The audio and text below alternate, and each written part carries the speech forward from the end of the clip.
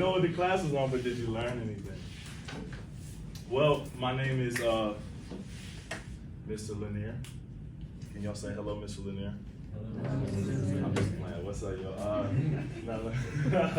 y'all? I'm really excited for today. As many of y'all know, y'all might have seen me. Were y'all at my assembly that I did here at the school? You were? Y'all? Yes? No? Okay. You know what I'm talking about, school assembly here? I'm freshman. You're freshman? Okay. So I've done some assemblies here. Some of y'all may know my story, but I'm gonna kind of give y'all a little breakdown of kind of everything I've got written on the board. So let me get started. So when I was in high school, I was dealing with a lot of issues emotionally, right?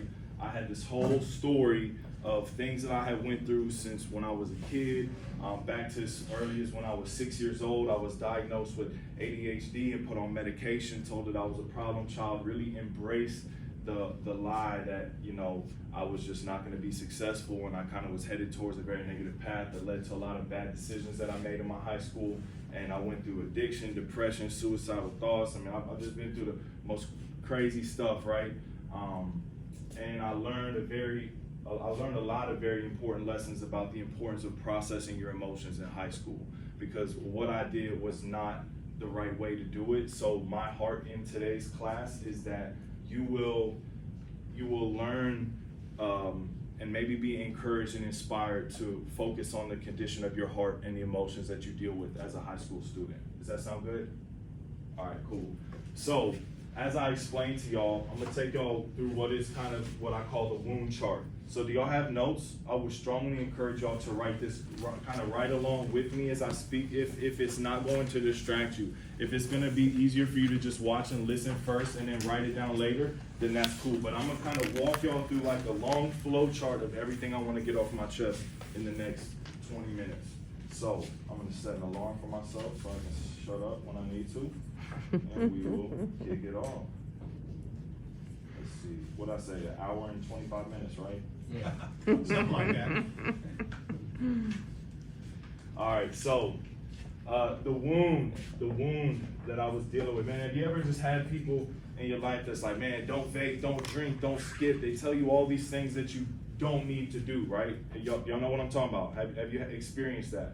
A lot of people focus on what I like to call a medication, because when you see people at school that are out smoking and they're out partying, they're out skipping, they're doing it for a reason. So what I want to challenge you with is that a lot of the actions that you see, maybe even yourself or your friends doing, come as a result of a much deeper issue of a wound.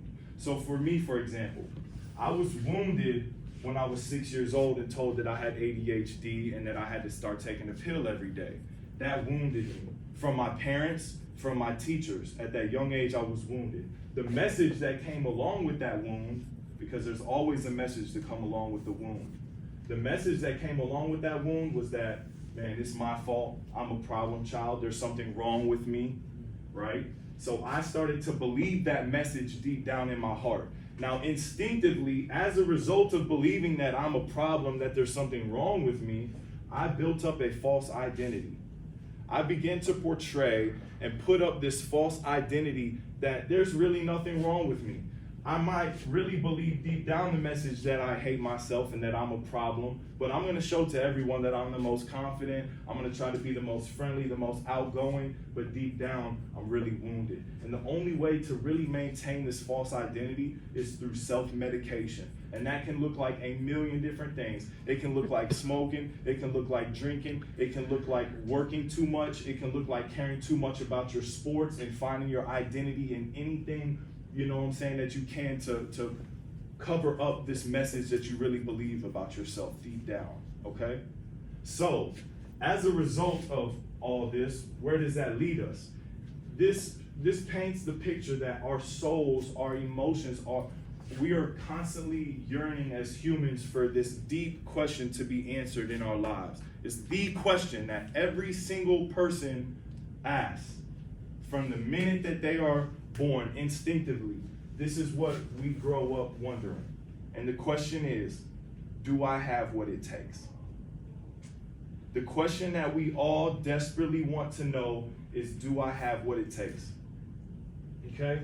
And oftentimes, this wound comes from not getting the answer to those questions. Maybe it's a parent, maybe it's a lack of a father figure in your life, and the wound is, man, my dad is not there, the message is he doesn't love me, so my fault. You see what I'm saying? You see how it goes and it builds down? But it's all about this question of, do I have what it takes? And if you don't believe that you have what it takes to be successful in life and to walk out your purpose, then you're hopeless. What are you doing?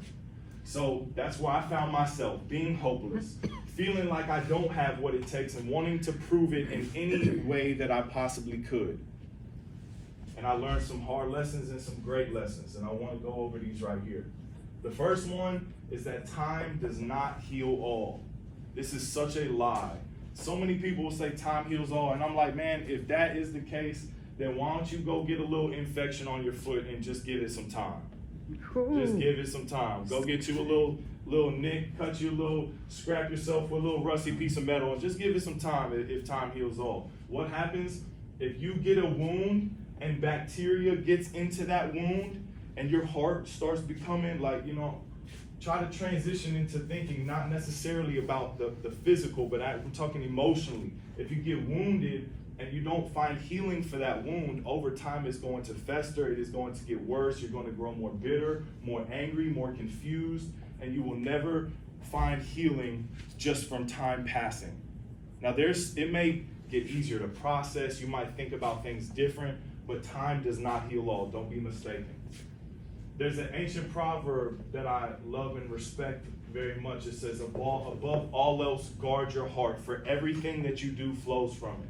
So above all else, and y'all are in a world full of a whole bunch of all. You got social media, you got school, you got sports, you got extracurricular activities, you got your family, if you're working, you got your dreams, your passions, all of this stuff that is in your life, right? Do you know what? It all stems from your heart. It all stems from your heart. And I wasn't planning on saying this, but can I tell you that I know people that are rich and famous that have millions of dollars in boats and jet skis and cars and stuff, but they hate their life because they don't have a healed heart. So I'm challenging you to follow what this quote says when it says guard your heart, and be intentional about focusing on, is my heart in a healthy place? Am I emotionally healthy right now? What does my heart look like right now? And I had to learn to love myself because my heart was in a very damaged place. I was so wounded, believing these messages and putting up this false identity. I had to learn how to love myself.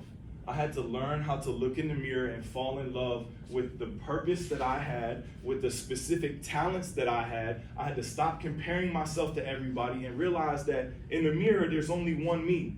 And I've got certain things that I can do that not everybody else will be able to do. And there's certain things that other people will do that I might not do. So instead of focusing on everybody else, I looked at the mirror and began to fall in love with myself and really think about, man, what do I love to do, right? And there's two really important things that helped me fall in love with myself.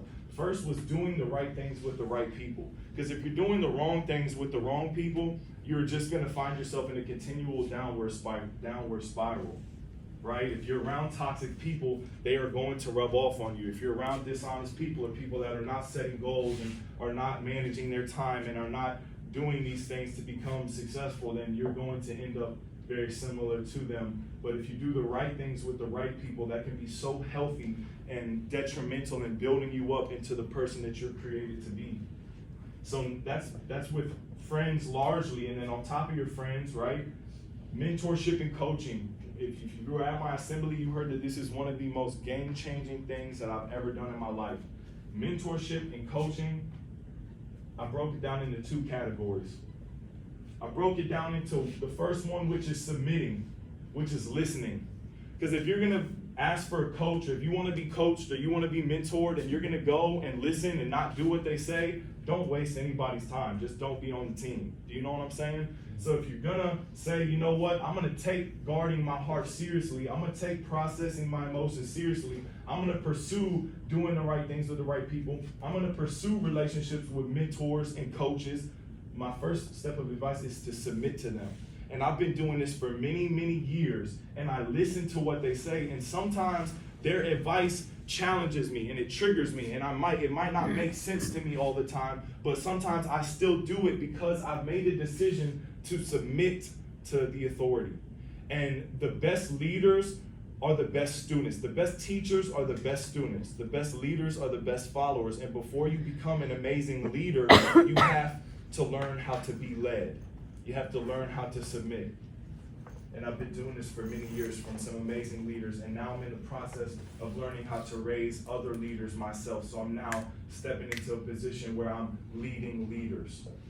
So submitting is the first step, and then honesty. This one just might seem kind of cliche, but I'll be honest with you. When you believe the message and you deal with these wounds, and you spent your whole life believing that nobody really loves you, that you're really alone, when you start meeting with the mentor that says, I love you and I'm here for you, you're gonna still have tendencies to think back on this mindset about, no, I don't wanna open up and share this with him because what if he leaves me, just like my dad did, or just like my best friend or my girl that promised she would never leave, because you're dealing with these wounds.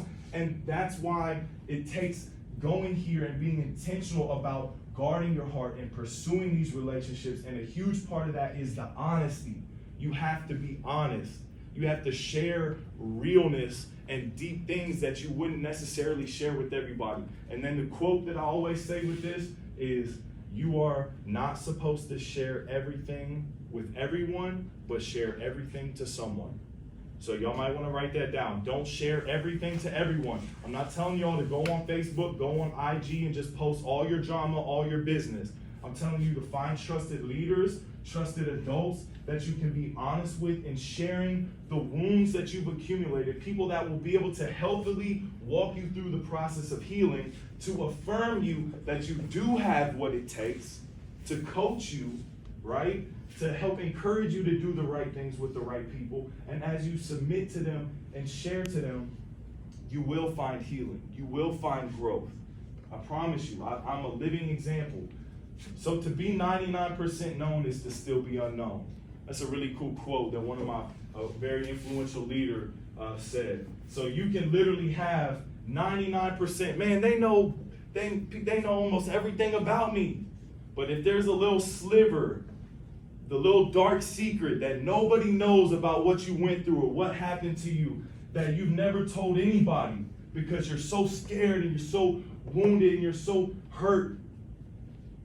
If you don't share that 1% with a trusted adult, you will still feel like you are completely unknown. So I challenge you to be bold and go deep and invite the process of healing into your heart, as you may want to process things that you've been through, or even help others process things that they've been through, or kind of guide them through the same process. So I'm just going to challenge y'all at the end to don't do life alone, because you are loved. Every single one of y'all has such a special purpose, right? It's not hundreds of y'all in here, and I love that. Because I love being able to get intimate and personal with y'all and really look every one of y'all in the eyes and let you know that you have special talents and giftings that you will be able to utilize later on in life. And if you don't give up through the challenges that you're going through at this season of your life, you really can accomplish anything that you put your mind to. But don't lose the battle of your heart. Don't give your question to anyone else. Don't give your question to sports. Don't give it to your boyfriend. Don't give it to your girlfriend. Don't give it to your friends. Don't give it to your job. Don't give it to what social media or what other people think about you. Fall in love with who you see in the mirror and find mentorship and pursue that. That's it. That's all I have to say about that. So do y'all have any kind of questions for me, or anything that y'all would like to know or say? Comment, questions, concerns? Okay, so what we can do is I'd like to make this just a little bit interactive, and for the next 5 minutes, and I don't even mean interactive between us amongst ourselves, I mean amongst you personally. I would love you to take a couple of minutes and with your own paper that you have in front of you, spend a couple minutes thinking about this chart right here and asking yourself, what wounds? Is it from a parent? Is it from a friend? Is it from a friend that lied to you, or somebody that abandonment, abuse. I mean, this is not stuff I'm saying you have to share with me or share to anyone, but I just want to challenge you to start gearing your mind towards thinking that. Are there any messages that you've been believing as a result of what people have said to you or done to you? And like, maybe just write some of that down. Is that cool with y'all? Y'all down to write a little bit? All right, cool. Why don't y'all take a couple minutes to do that?